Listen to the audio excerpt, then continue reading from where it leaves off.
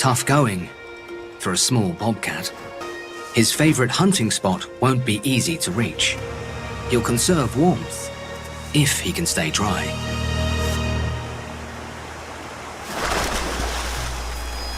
Almost. Most of his prey hug the water's edge. A muskrat. A meal worth getting wet for.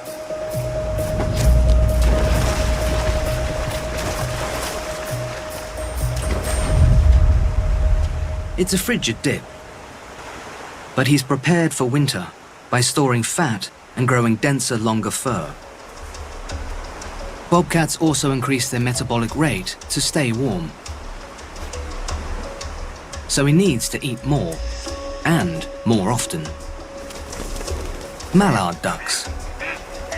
Staying dry won't be an option here either. Out in the open, the ducks have the advantage.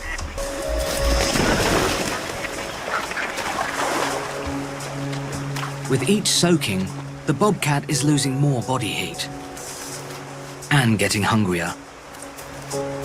Patience and ninja stealth will be critical.